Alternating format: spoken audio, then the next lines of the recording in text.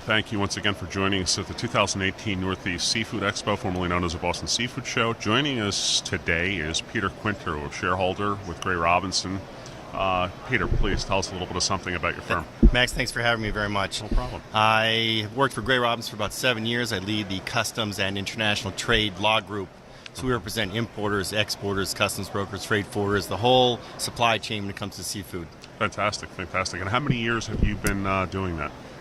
Actually, 30 years. I started out as an attorney with U.S. Customs in Miami in 1989.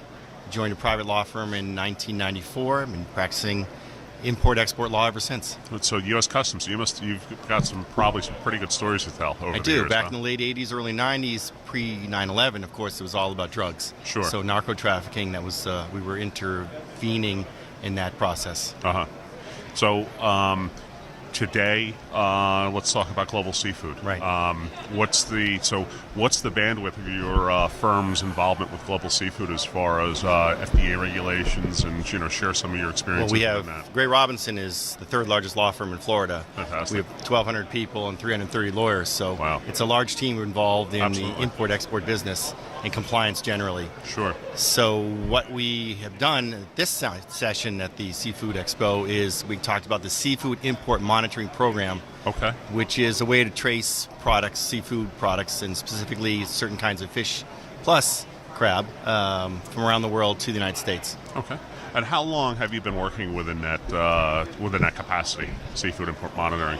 Well, that program just became effective January 1st, 2018. Okay. It gets enforced by U.S. Customs and NOAA Fisheries on April 7th. Fantastic. So these specific species of seafood will not be allowed into the United States unless the program is complied with by the U.S. importer.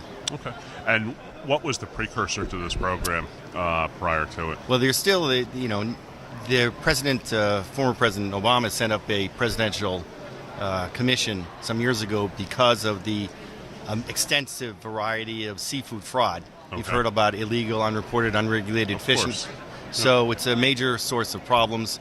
80% of our seafood, as you know, comes from overseas. Of course. Right. And a large percentage of that, unfortunately, is not what it's supposed to be. Sure.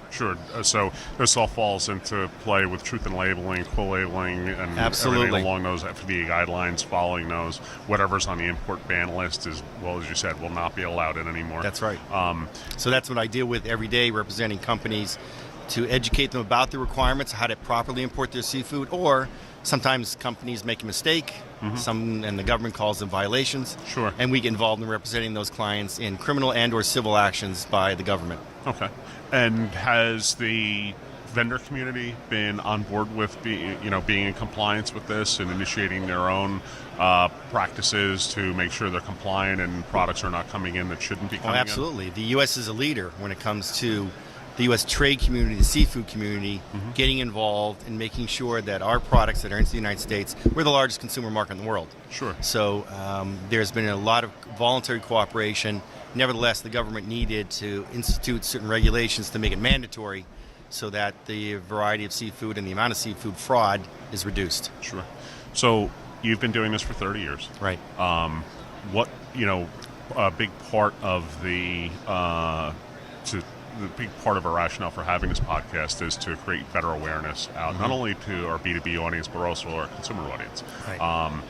Over the past 30 years, specific to seafood, with regard to sustainability and responsibility practices and truth in labeling, are there any events, or is there any one singular event, maybe this recent event, that would you say are highly impactful or big milestones to the industry as far as initiatives within sustainability? Sustainability is the word you hear everywhere. Either sustainability or traceability. Those are the two words you hear throughout the industry. The problem is the complexity of the supply chain, from, let's say, sourcing in Asia or Latin America, from the actual catching of the product or fishing to the actual consumer at the restaurant or the retail supermarket. Level. Sure. Right. It's very complex. There are a lot of hands involved, a lot of people involved, a lot of forms involved, a lot of government agencies involved. Right. So it's not so easy necessarily to trace the fish, to be sure that it is sustainable between the supplier and the consumer.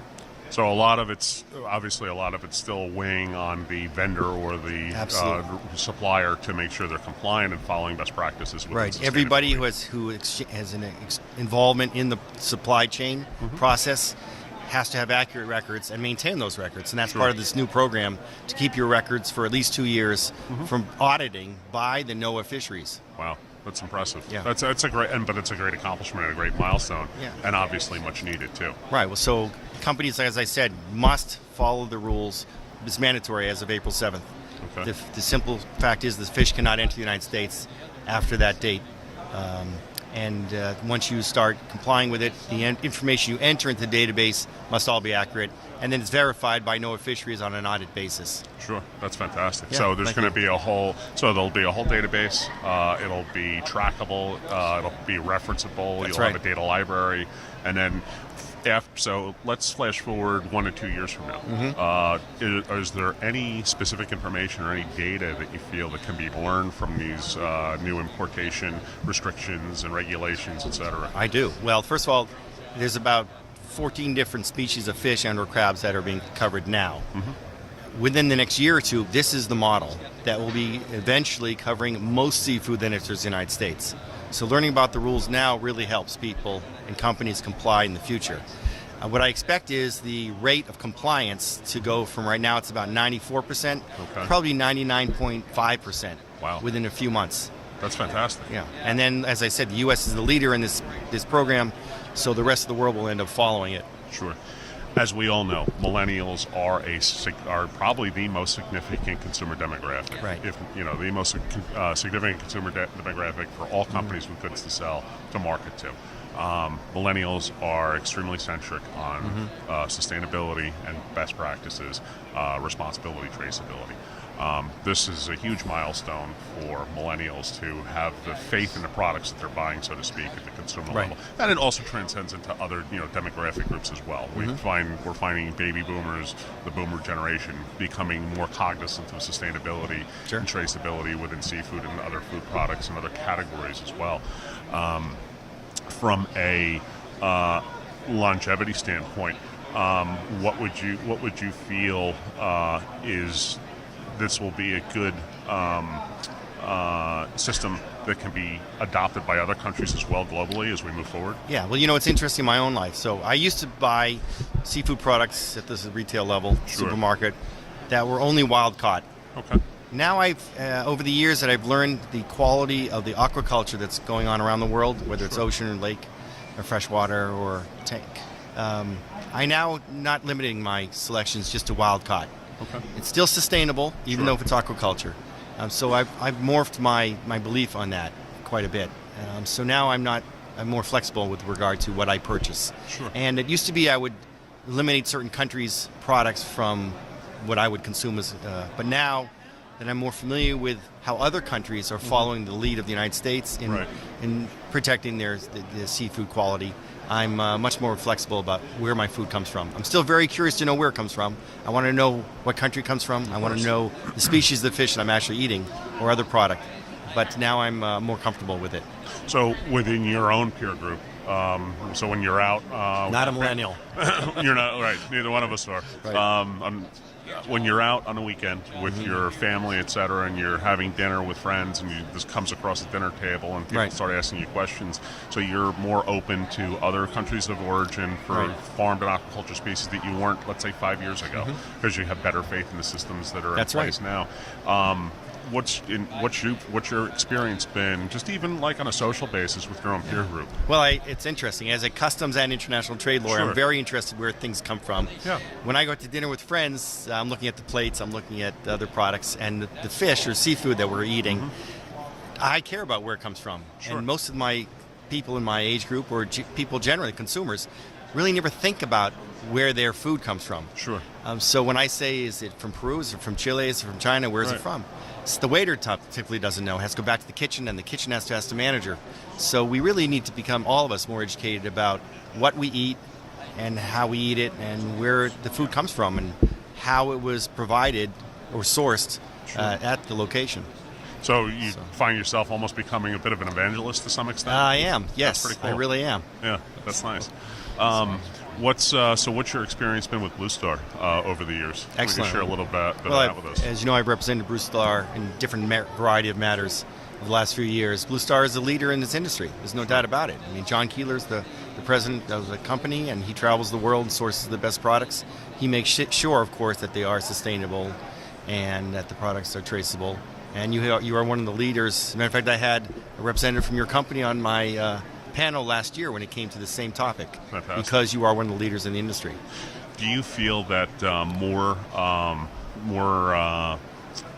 vendors, more resources of seafood globally, more players in the global seafood industry domestically here in the United States? Right. Do you feel that through collaboration with companies like Blue Star and other non-governmental organizations, private entity organizations like yourself, do you feel that collaboration amongst the community can move sustainability and responsibility and traceability efforts further faster? We have to. It's not one company can do it. Right. It's a large industry. The Seafood Expo here in North America, in Boston particularly, is a great way for companies to get together, talk about sustainability. Sure. And that is happening. I represent dozens of companies in the seafood industry all over the United States. So I see a greater interest among the executive level, the C-level people at the various companies concerned about compliance, where they're sourcing their products, cold chain, sustainability, et cetera, not just profit and loss. Sure. So that's a big change that I've seen in the last 10 years. Okay, all right. So. And if you were to compare this from today versus 20 years ago, what level of oversight was in place 20 years ago? A lot less, Okay. that's for sure. The government 20 years ago had certain programs that was focused on seafood compliance, we call it generally import safety, Sure. but there was more about making sure the fish didn't make someone sick or the crab didn't make someone sick. That was pretty much the extent of the involvement by the U.S. government. Now it's gone way beyond that. So food safety, food security are two issues that we generally talk about. Sustainability and traceability being part of two elements of that process. Okay. Anything you'd like to see in the future based on your experiences today and the past 30 years? Anything that you could see flash forward 5 years from now or 6 years from now that you feel would be a further accomplishment? I do. That's already been I done? get involved in the nitty-gritty of the documentation required to enter seafood into the United States. What I'd like to see, because we still have U.S. Department of Agriculture, NOAA Fisheries, FDA, and U.S. Customs involved, that means an importer has to file 4 different types of documentation with the government. It makes Sure. no sense. There should be one face at the border, one portal to enter the data that can be shared among the federal agencies to make it easier for cargo, including seafood, to expeditiously enter the United States without having any delays. This is perishable. It's fresh. Right. So a 24 or 48-hour delay in entering seafood in the United States is not acceptable. So rapid deployment, data fuel, connected through APIs. All of that. Much similar to, and again, the intent is not to be a plug for ourselves or any company, but just to create generate greater awareness of the accomplishments within sustainability That's right. and traceability. But Blue Star celebrated our 1-year anniversary with our Scan and Demand QR code enabled traceability application. Do you feel that application can be adopted into other areas of importation, or maybe there's lessons to be learned from the work that's been done by Blue Star so far within traceability? Yeah, what Blue Star has done, and I'm familiar with, of course, Sure. is exactly what other companies should be doing right now. Okay. And if other companies followed your lead, Sure. they would have no problem at the border getting their merchandise cleared by the federal agencies right away. And if they're not already doing it, they really should. In your experience seeing products come in, and you mentioned a 2 or 3 day delay or 24-hour, 48-hour delay for fresh or frozen seafood. Obviously, paramount to fresh seafood that the delay cannot exist. With verifiable traceability, Right. what would the holdup be within customs on Well, importation? if just as an example. Yeah, sure. So the first is the prior notice submitted to U.S. Customs and FDA for any kind of food product. If for some reason one of those agencies suspects that there's something that could be wrong with the product, they will select it for examination. That means generally an FDA inspector is going to come out to the facility wherever the food is located, take a sample of it, send the sample to an FDA laboratory, wait for the analysis Sure. that hopefully is negative for the results, and then the seafood may be distributed within the commerce of the United States. That's a 24, 48, or longer period of time, Sure. which could have been avoided if the importer was following the kind of requirements that Blue Star is implemented. Sure, and if you have a container of fresh mahi or fresh salmon at $7 or $8 a pound, or $10 a pound, or grouper or something that's coming in, and it's 30,000 pound container, 40,000 pound container, it's obviously a significant loss. Huge for the loss. importer. Huge loss. So the government needs to do a better job also of expediting its reviews and approvals so the cargo can be cleared. On the government side, has the government been cooperative as far as the requests for improved systems or better staffing or better headcount to accommodate? Yes. Yeah, the government has actually, because I mentioned it earlier, the Presidential Commission, they instituted what ended up being a seafood working group, which ended up in their current regulations. There's a lot of effort being made at the headquarters level in Washington, D.C. Sometimes it doesn't get down to the field level at the ports of entry where the cargo arrives. And there's some miscommunication between what should occur with the regulations and the implementation by the actual officers. Right. So that's where I get involved as a lawyer somehow to be that bridge. Yeah, to expedite and be that bridge for education so that the cargo can be cleared, so that Blue Star or some other company gets their seafood to their retailer or the consumer as soon as possible. But it's a learning curve for everybody. It is. So it's not we're not pointing fingers. We're just illustrating, improvements that can be made all around, and it's a learning curve for That's all right. involved, And I've been including the involved in Washington, D.C. several times over the years in meetings with the trade community and the government agencies to try and get some cohesiveness about the understanding of the rules and what's best for expediting the free flow of cargo. Fantastic. Thank you. That's amazing.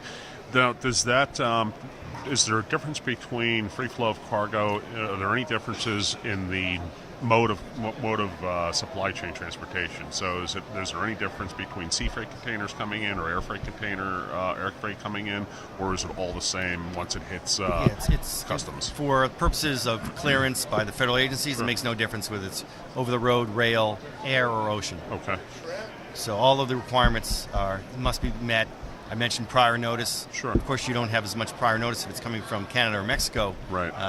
Lead time with the government agencies, but and even air, if it's coming from Colombia, let's say, you have little time to submit the prior notice. But still, there's plenty of time for the government to receive the information, review the information.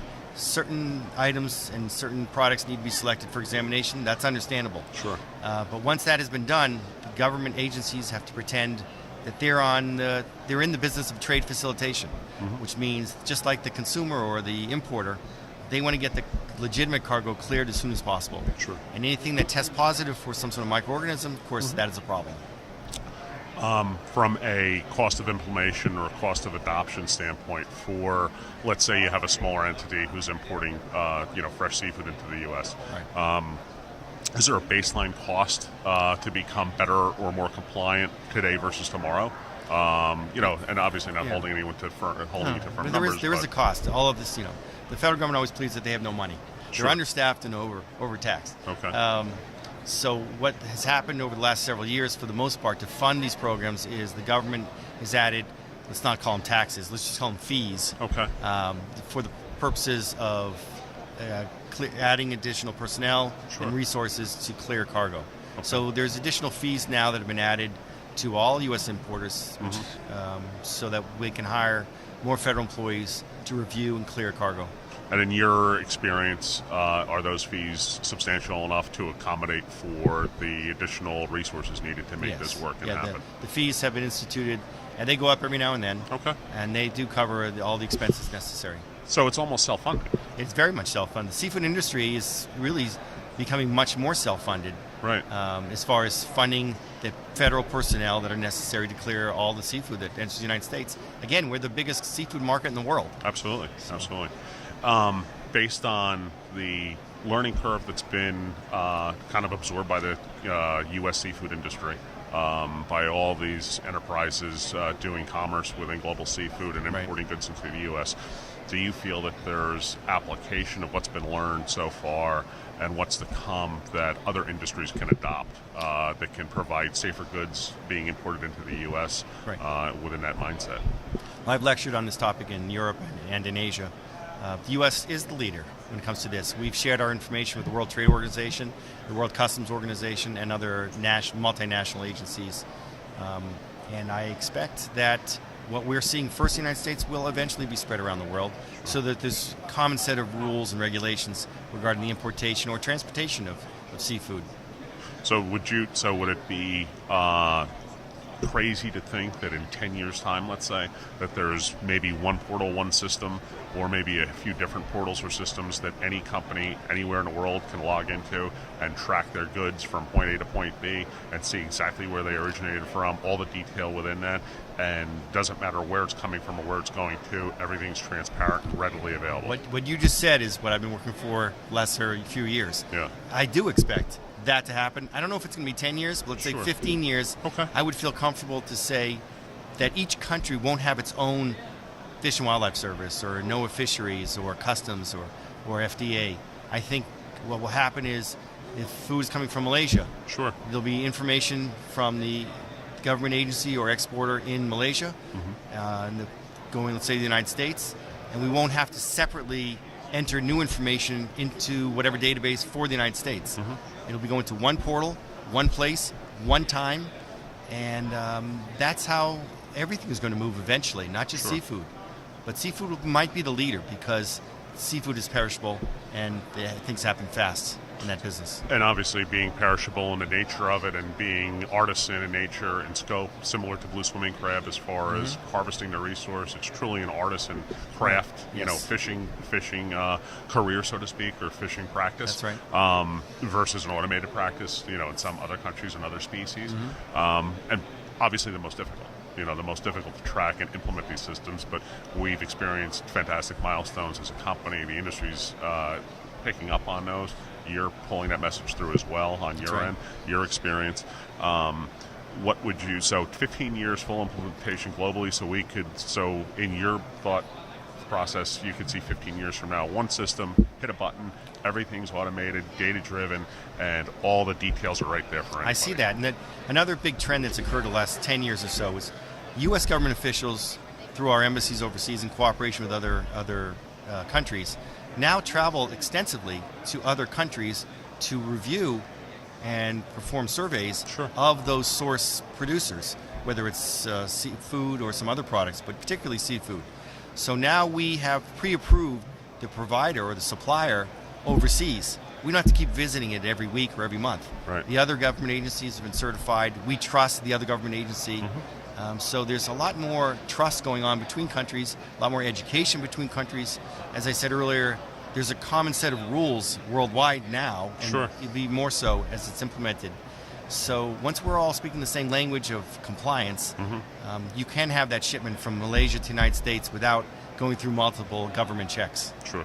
Your work's fascinating. I mean, it's really the fact that you've globally gone around and lectured on this topic and advised other entities, other government agencies, other corporations on how to become compliant and how to move forward faster. What do you see? Not everybody is compliant. There's always that company that makes a mistake, or somebody in the company makes a very serious mistake. Some people call them violations, and that's never going to go away. There's always going to be some element of somebody trying to cheat the system. Okay. And so the government has to exist for that purposes. Sure.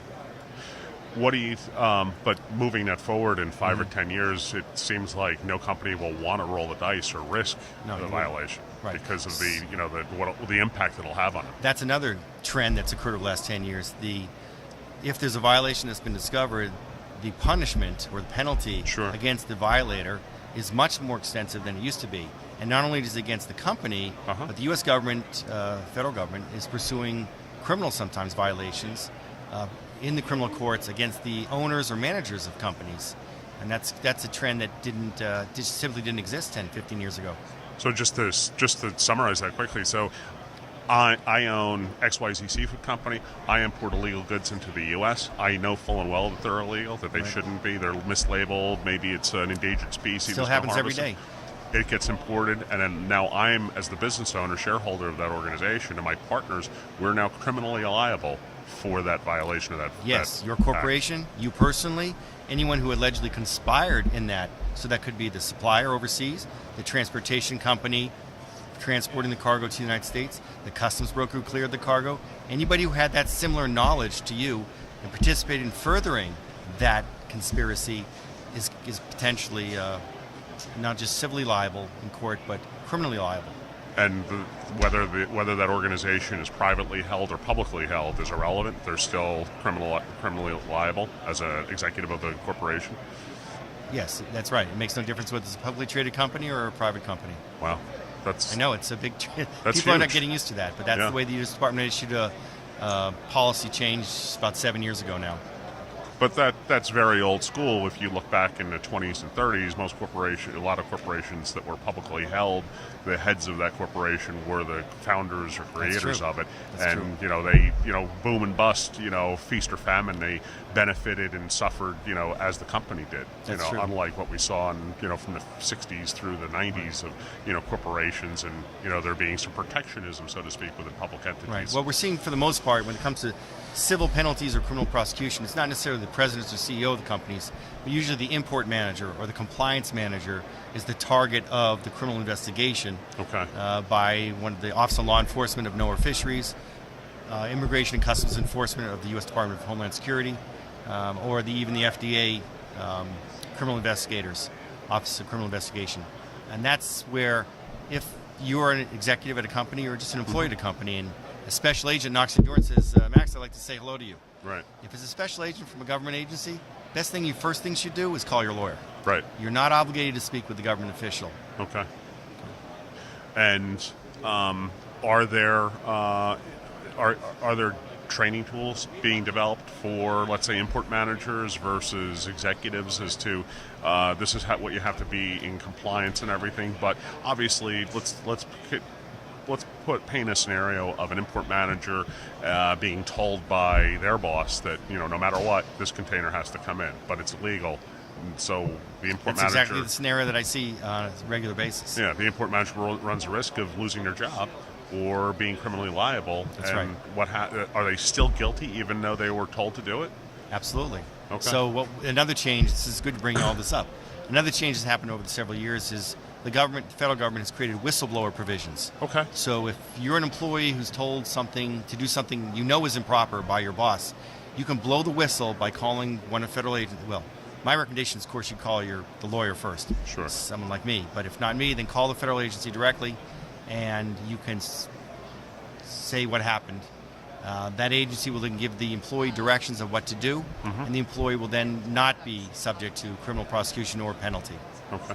What about from the employer side, taking action against that employee if they did blow the whistle? I mean, obviously, sure, there's a whistleblower act, but long and short, they may still be in jeopardy of losing Absolutely. their position. Yeah. There's what they call a key time action. It gets a little legal stuff here. Sure, that's Key okay. time action is a situation where the whistleblower contacts the federal government through its attorney. It's actually something filed in the federal courts. Okay. It's all confidential.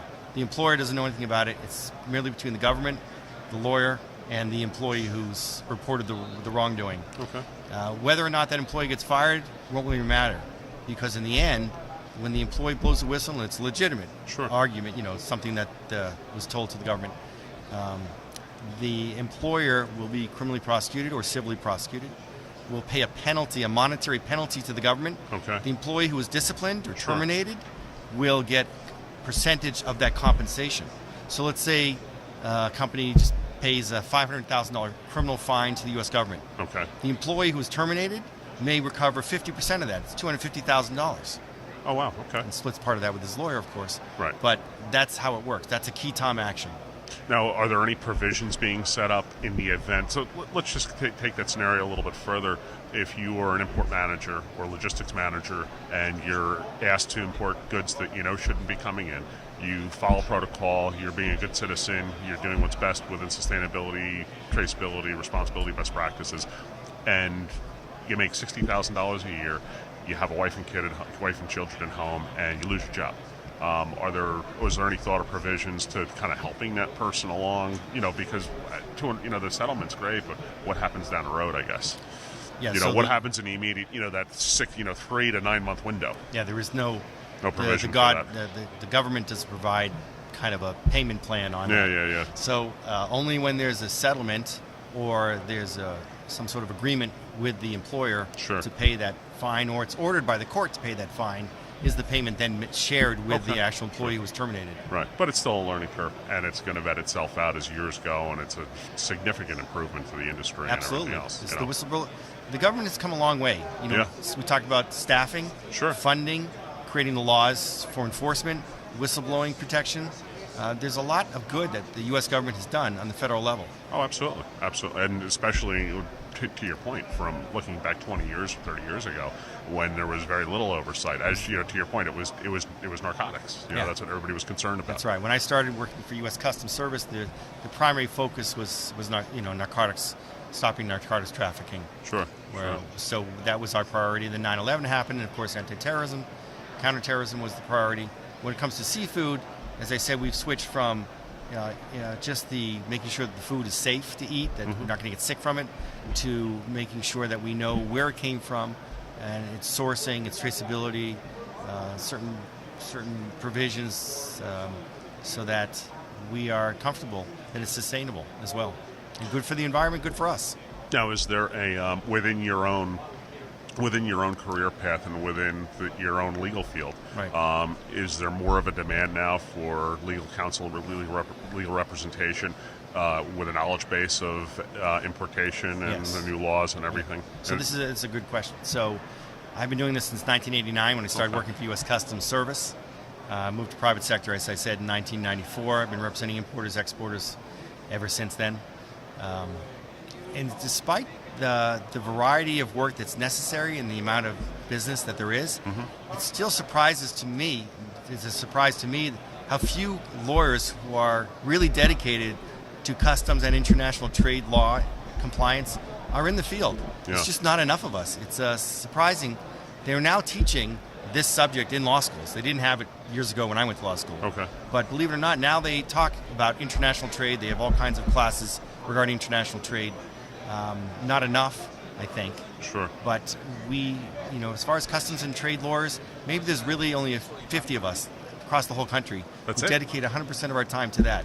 And within the seafood industry, as I said, it's a really small percentage. I mean, you see courtroom attorneys on television, and Right. I'm sure that budding Esquire, so to Right. speak, going to law school, Right. watching these, L.A. Law when I was younger. Right, me People too. used to watch I L.A. remember. Law, and, inspired by So what that. will happen, let's say a criminal defense lawyer Sure. will be hired by someone who's been arrested for seafood fraud, and they'll then hire, the criminal defense lawyer will hire a legal expert like me Right. to assist them with knowledge about how the import-export laws and regulations and how they're actually implemented by the various federal agencies. So I'll be the expert technical advisor to the criminal defense lawyer who's assisting their defendant. So there's definitely a need for more attorneys with this background and with this education Yeah. base to go into trade law. Absolutely. I encourage anybody out there who's watching this program, go to law school, learn a second language, especially Spanish, French, Mandarin, Okay. and then focus on international trade. There's a plethora of activities that, you can work for a law firm, you can work for a corporation, you can work for the government. Right. And there's just simply not enough knowledgeable lawyers. There's some people who dabble in it, who shouldn't. Unfortunately, probably 20% of my business comes from clients who had a different lawyer, Okay. fired that lawyer because it wasn't the right knowledge set, Sure. then hire me. And Okay. they realized they made a mistake the first time. So it's a problem. So, although it may not seem as glamorous as a high-level divorce or criminal representation, it's very viable, and it's always gonna exist forever and ever. Pays well. Pays well. I get paid to travel around the world, It's meet not a bad people thing. like you, eat Sure. good seafood. Life is pretty good. Yeah, very Thank you. good. Anything else you'd like to add to the podcast? Thank you for interviewing me. Thank No you, problem. Blue Star, for interviewing me and working with me. I hope the companies that are out there and the people watching this follow your lead. Sure. Because I really believe, I've been doing this for 30 years, and I believe that the United States has been and will be the leader when it comes to sustainability and traceability. And in the legal area, we again have created the laws which should set the rest of the world should follow us. Fantastic. So thank you very much. Peter, thank you for That being was appearing fun. on a podcast. This was fun. My pleasure. Awesome. Thank you. Thanks so much. My pleasure. All right. You bet. Thank you.